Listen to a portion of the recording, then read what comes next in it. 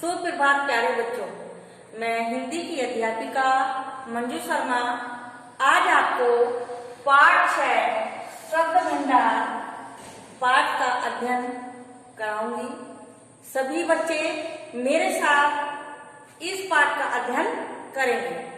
तो आइए अब हम पाठ का अध्ययन करते हैं। तो देखिए, जैसे हम सबसे पहले पर्यायवाची को समझेंगे। सबसे पहले शब्द भंडार में हम पर्यायवाची को समझेंगे। तो पर्यायवाची क्या होते हैं? पर्यायवाची जो है समान अर्थ देने वाले, जो समान अर्थ देते हैं बच्चों, तो वो हमारे पर्यायवाची शब्द कहलाते हैं। उन्हें हम समानार्थी शब्द भी कहते हैं। समान अर्थ देने वाले शब्दों को हम पर्यायवाची शब्द भी कहते हैं अर्थात समानार्थी शब्द भी कहते हैं। ठीक है, तो आइए अब हम कुछ पर्यायवाची शब्दों को समझेंगे। अब इसकी परिभाषा देखिए एक बार बच्चों।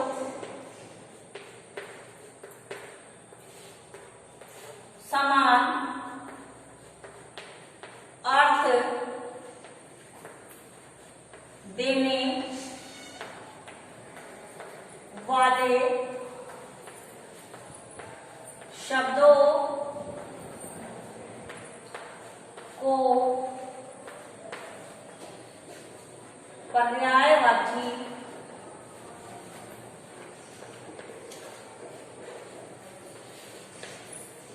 पर्यायवाची या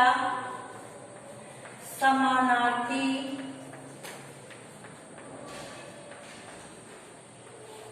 शब्द कहते हैं। ठीक है, हम एक बार फिर देखिए, समान अर्थ देने वाले शब्दों को पर्यायवाची या समानार्थी शब्द कहते हैं हम। ठीक है, तो इसके आगे हम कुछ पर्यायवाची शब्दों को, जैसे हमारा शब्द है बच्चों अश्व। तो अश्व है ये, अश्व का क्या मतलब होता है? अश्व का क्या अर्थ होता है बच्चों? घोड़ा। अश्व का अर्थ होता है घोड़ा। तो हम घोड़ा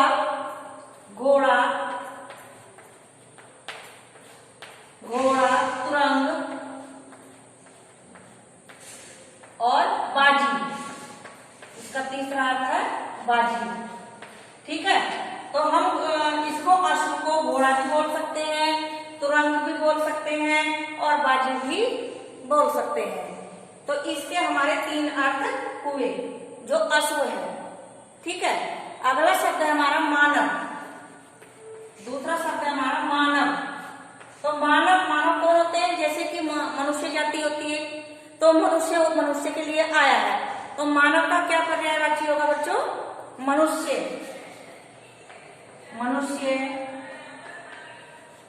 इंसान, नर भी बोलते हैं, है ना। मानव का होता है मनुष्य, इंसान और नर। ठीक है बच्चों, आगे देखिए बच्चों, जैसे हमारा आंख है, तो आंख को हम क्या कहेंगे? जैसे हमारा पर्यायवाची शब्द है आंख, तो आंख को क्या कहेंगे बच्चों हम? नेत्र। क्या कहेंगे? नेत्र, नयन और लोचन। क्या कहेंगे? लोचन। ठीक है, तो इसको क्या कहेंगे हम? लोचन, नेत्र, नयन और लोचन। आगे देखिए बच्चों, हम और भी आपको और पर्यायवाची शब्दों के भी अर्थ बताएंगे। जैसे शब्द है हमारा अमृत, तो अमृत का क्या होगा? सुधा, सोम, पीयूष।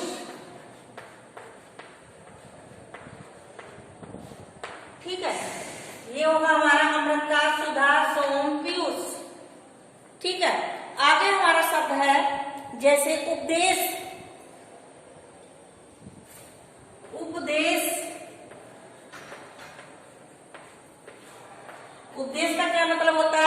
जैसे हम किसी को कहते हैं कि उपदेश मत दो, बातें मत बनाओ, ठीक है, उपदेश, तो उपदेश का मतलब होता है सीख, सीख, सलाह, शिक्षा, ठीक है। उपदेश का मतलब होता है बच्चों सीख, सलाह और शिक्षा। तो ये जो शब्द मैं आपको बता रही हूं, तो ये इसके समानार्थी शब्द हैं। जैसे हम कह देते हैं कभी कभी कि तुम सीख मत दो, तुम सलाह मत दो, तुम शिक्षा मत दो, तो इसके ही उपदेश के ही समानार्थी शब्द हुए ये। अगला शब्द है हमारा बच्चों उन्नति। उन्नति, उन्नति का मतलब क्या होता है आप जानते होंगे इतना तो। उन्नति का मतलब क्या होता है? उन्नति होती है प्रगति, प्रगति, ठीक है, वृद्धि और उत्थान, इनके उन्नति के समानार्थी शब्द हुए ये। प्रगति, वृद्धि और उत्थान, प्रगति, वृद्धि और उत्थान। ये जैसे हम कहते हैं उन्नति हो गई, प्रगति हो गई, वृद्धि हो गई या उत्थान हो गया, ठीक है। अब देखो किनारा, अब आता है हमारा अगला शब्द किनारा। किनारा, तो किनारा, किनारा क्या होता है? किनारा क्या, किनारे का मतलब क्या होता है? तटपूर्ण, तट, क्या होता है किनारे का मतलब? वो किनारा नहीं जैसे कि हम किसी से किनारा कर लेते हैं, वो वाला किनारा नहीं आया है यहाँ पे। किनारे का मतलब होता है तट, जैसे कि किसी नदी का तट होता है, ठीक है। कूल, कूल, तीर, तो जैसे हम कहते हैं कि तट पर, नदी के तट पर जाओ, कूल यानी कि किनारे पर जाओ, तीर यानी तीर का मतलब भी जो होता है किनारा होता है। तो इन तीनों शब्दों का क्या हुआ? इनके किनारे के जो है समानार्थी शब्द हो गए ये, ठीक है बच्चों।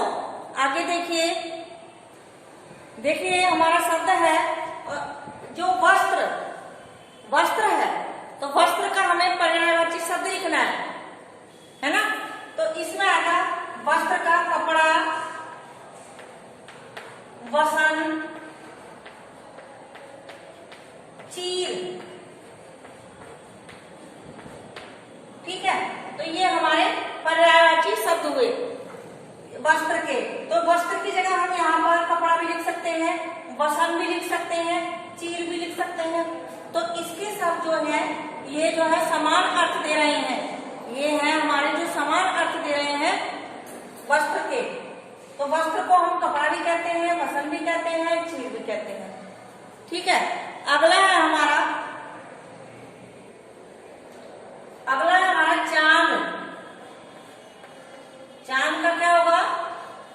चांद का जो चांद निकलता है उसके लिए आया है, तो चंद्रमा, चंद्रमा भी कहते हैं हम चांद को। चांद को हम क्या कहते हैं बच्चों? चंद्रमा भी कहते हैं, ठीक है। और सोम, इंदु, राकेश, ठीक है। इनको हम चांद को चंद्रमा भी कहते हैं, सोम भी कहते हैं, इंदु भी कहते हैं और राकेश भी कहते हैं। अगला शब्द है हमारा जंगल।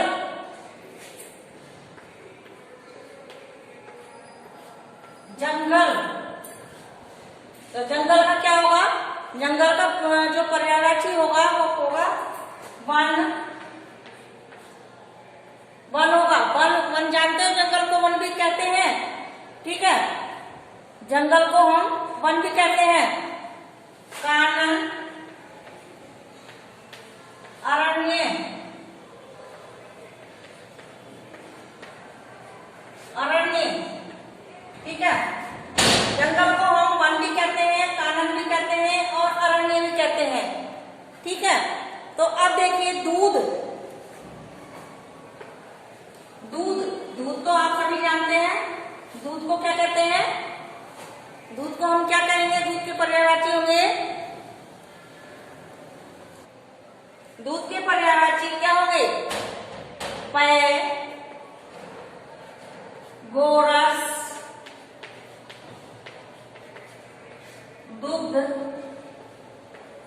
हम इसको दुग्ध भी कहेंगे, गोरस भी कहेंगे, पेय भी कहेंगे। ये तीन पर्यायवाची इनके दूध के होंगे।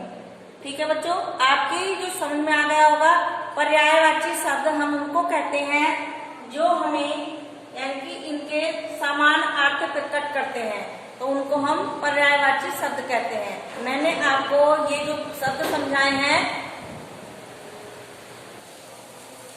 हैं उनको आप अच्छे से याद करेंगे और समझेंगे भी। अब हम विलोम शब्दों को करेंगे। ठीक है, विलोम शब्दों के बारे में तो आप सभी जानते हैं बच्चों। विलोम शब्द क्या होते हैं? विलोम शब्द वो शब्द होते हैं जो यानी कि विपरीत अर्थ देते हैं। विपरीत का क्या अर्थ होता है? यानी कि उल्टा अर्थ देने वाले, विपरीत यानी कि बिल्कुल उल्टा अर्थ देने वाले शब्दों को हम, विपरीत अर्थ देने वाले शब्दों को हम विलोम शब्द कहते हैं। तो आइए अब हम विलोम शब्द का अध्ययन करेंगे। एक बार पुनः देखिए बच्चों, विलोम शब्द वे शब्द जो किसी शब्द के ठीक विपरीत उल्टा अर्थ का बोध कराते हैं, विलोम शब्द या विपरीतार्थक शब्द कहते हैं। विपरीतार्थक शब्द कहते हैं। ठीक है, तो जैसे क्या है? जैसे हमारा आता है, जैसे हमारा शब्द है बच्चों अनुराग। अनुराग, अनुराग का क्या होगा? विराग। विराग हुआ, जैसे हमारा उल्टा हुआ ना, अनुराग का विराग हो गया। अब देखो आशा, आशा, तो आशा का क्या हो गया? निराशा। ठीक है, सुख, सुख का क्या हुआ? दुख। क्या हुआ? सुख का दुख हुआ। ठीक है, आपको दिखाई नहीं दे रहा शायद, ये मैं ऊपर भी आपको लिखकर दिखाती हूं। देखिए, जैसे सुख, सुख का क्या हुआ? दुख हो गया।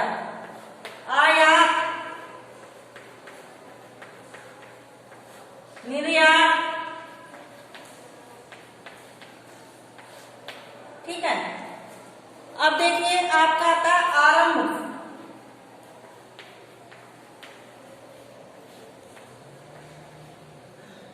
अंत। ठीक है, अब देखो आपका है आस्तिक।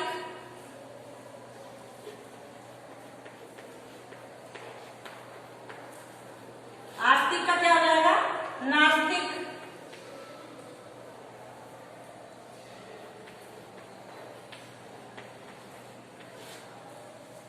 ठीक है, अब देखिए अगला है हमारा इधर। इधर का हो जाएगा उधर। अब देखिए मैं आपको बताती हूँ एक बार, ध्यान से सुनिए। जैसे सुख क्या होता है? खुशी होना, तो सुख का हो जाएगा दुख। आयात का निर्यात, मान लो कोई जैसे माल मंगाते हैं हम बाहर से, तो वो होता है आयात, और निर्यात होता है भेजना। ठीक है, और आरंभ किसी चीज का शुरू करना यानी कि आरंभ करना, तो आरंभ का विलोम होगा अंत। आस्तिक, आस्तिक का होगा नास्तिक। जो ईश्वर को मानते हैं वो आस्तिक होते हैं, जो ईश्वर को नहीं मानते वो नास्तिक होते हैं। ठीक है, अब जैसे इधर, जैसे हम कहते हैं इधर, इधर उधर, तो इधर का हुआ उधर, तो ये आपके क्या है? ये विलोम है। तो आगे देखिए बच्चों, देखिए जैसे छल है, छल है, छल हमारा क्या है? विलोम। ठीक है, तो छल का निश्चल।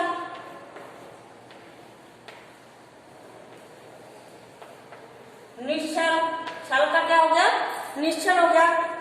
ठीक है, अब देखो जीवन का, जीवन, मरण।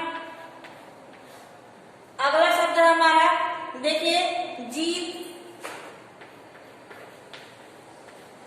क्या हुआ? हार। अगला शब्द है हमारा जागरण,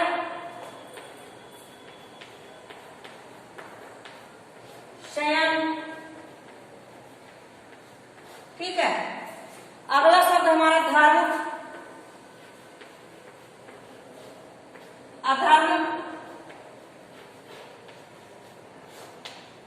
अब देखिए बच्चों एक बार, जैसे छल है तो निश्छल। छल क्या होता है? किसी के साथ कपट करना, छल करना, तो वो होता है निश्छल, यानी कि बिना कपटी, बिना निश्छल, यानी कि किसी को धोखा न देना।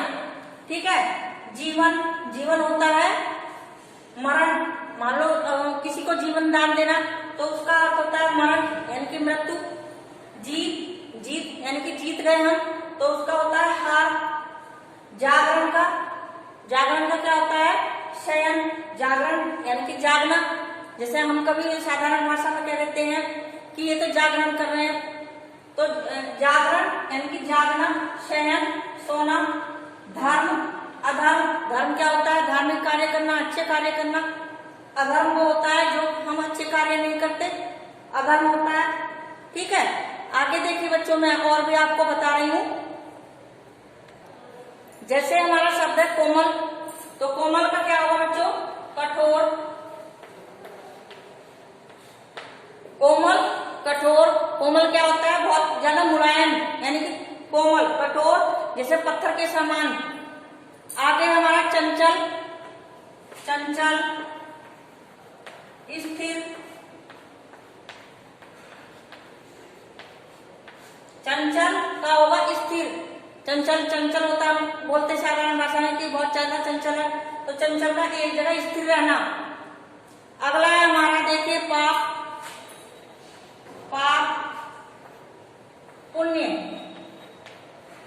पाप जो है बुरे कर्म और पुण्य जो है वो अच्छे कर्म, तो पाप का विलोम क्या होगा? पुण्य होगा बच्चों। आगे देखिए बच्चों दिन, ये बहुत ज्यादा हल्का है, आप देखिए दिन का क्या होगा? रात। दिन का होगा हमारा रात होगा। तो ऐसे ही और भी शब्द हैं, जैसे कुटिल, कुटिल का होगा हमारा सरल। कुटिल, सरल। जैसे हम कह देते हैं कभी कभी कि उसका स्वभाव बहुत ज्यादा कुटिल है, तो उसका होगा सरल। ठीक है। अब देखिए तीव्र, आगे हमारा शब्द आता है तीव्र। तीव्र शब्द हमारा तीव्र। तीव्र का क्या होगा बच्चों? मंद।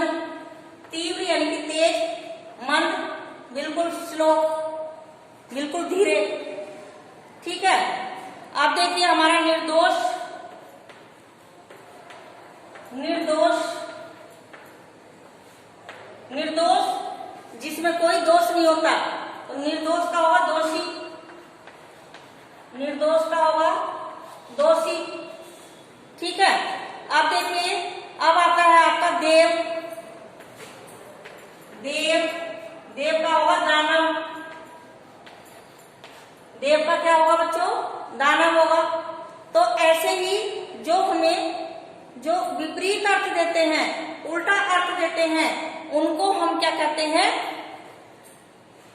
विलोम शब्द कहते हैं।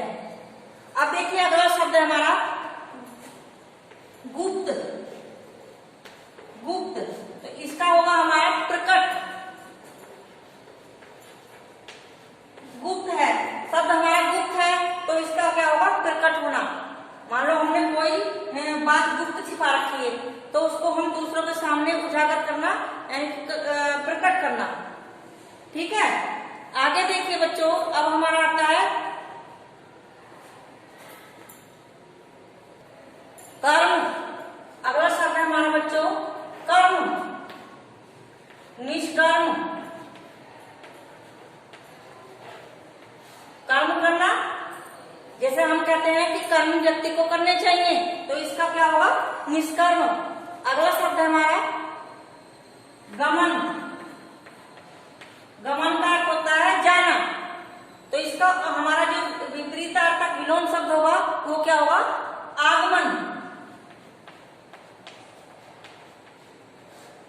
ठीक है बच्चों, मैंने आपको ये विलोम शब्द और पर्यायवाची शब्द बताए हैं। आप अच्छे से इनको एक बार जरूर अध्ययन करेंगे और समझेंगे। आज के लिए इतना ही, धन्यवाद।